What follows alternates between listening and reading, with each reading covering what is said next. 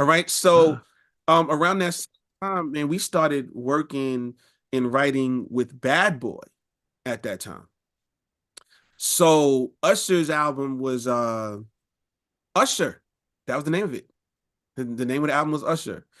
And it was his debut, and I wrote oh on yeah, that. because yeah, okay, okay. Um, oh, I mean, oh yeah, is that was the one I had Devante do? Can you Hawks, get Hawks, with it? and Can You Get With It? Yes, Yeah, yeah, yeah. absolutely. Okay, and I know, I'll Be Sure, that album with Many Ways. Yeah. yeah, yeah, yeah, yeah. Oh, so who are you? Who did you write with alongside then? Track Masters, I'll Make It Right was the name of the song. And I sang on it. I did the reference work as well. And I Faith, Faith Evans. Faith, Yeah, because Faith was also another I'll Be Sure camp yes, yes, person. yes, yes, yes.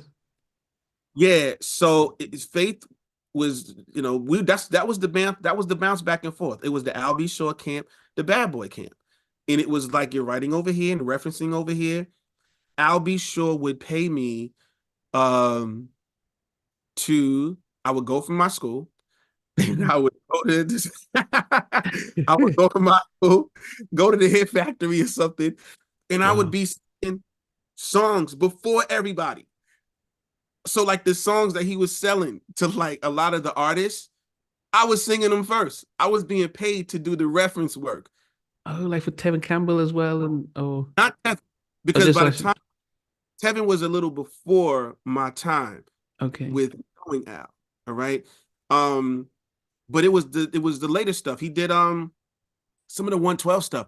Even there was a song called This Is Your Day on their first album. Yeah, I yeah, did yeah, that yeah. I did that song first, but there was four songs that only one made it on. That was that one, but there were four songs that 112 recorded with Al B. This Is Your Day was the one that got chosen. There was another one called Oh, Erase Days. Al then recorded that later on the New York Undercover soundtrack. I sang that one first. There was another one song, I Miss You in My Life, that me and Faith sang that 112 recorded. We referenced it. 112 recorded it. Then there was another song called Love the Lady. I'm in love with you, lady, now, but now that it's gone, it's too late. Those songs never saw the light of day. I still have them. I have me singing them, and I have 112 singing them. You know, wow. uh, Johnny Gill, the Let's Get the Mood Right album. The song was called "For You Alone." So that's what I was doing. I was working with Al. Al would have a song. He'd come through. I'd come through to the studio, and I'd sing the song he wrote. Before me, it was Dave Hollister, and before Dave Hollister, it was JoJo and Casey. And what I was doing it was Faith Evans as the woman. Okay, wow. And was Kyle West there as well, or just Al? 1,000%. 1,000%. Yeah. Kyle wasn't always physically there, but all of the music was his though. Yeah, yeah. Because Kyle, yeah, I love Kyle. He didn't like the crowd and the noise. He'd lay down the music and then I'll go do the lyrics. You know what? I completely relate to Kyle West in that way. I completely relate to him. I get it. And then plus there was a lot of things going on just in the industry in general that Mm. Kyle wasn't a part of that. Kyle he wasn't gonna get down with that. And I have a kindred spirit with him in reference to that. Yeah, Yeah. yeah. I've had God. He's come on twice, and he's just in fact when he came on the second time, I'll be sure joined in because they hadn't spoken for Put me in contact with Cal. Love yeah. Cal. Cal had a Okay, song. yeah. There's a track I'm trying to get my hands on. I used to just listen to it all day. It was a track that he had done, and it ultimately ended up on somebody's album. I don't remember who. It was a woman. It ended up on a woman's album, but I used to just listen to the track by itself every day, Well, and I just love it. I want to get that track again, and I want to find out who was that he sold it on, because Kyle West is a genius. yeah, yeah, yeah. Because he took his classical music, and then they said he sat under Teddy for just inspiration, but yeah, yeah, just but he's yeah, you could even now he just reserved didn't like the whole industry stuff. Um, But at this time when you were doing this reference stuff, were you also learning to write when Al will give you put, or he just wanted you to do the reference vocals? No, okay, so I had been writing songs since I was about 9 and Okay. performing them. All right. When we got into it and we got a deal over there at Polydor Island, um, those were songs that were written and co-written by me. You know what I'm saying? Okay. Uh, so working with Al, oh, he would always allow me to chime in with ideas. If I had ideas, he would allow me to, chime in, on the idea and stuff, and this here and that there. Yeah. But he So was then the when he was the mastermind though. He was the mastermind. okay.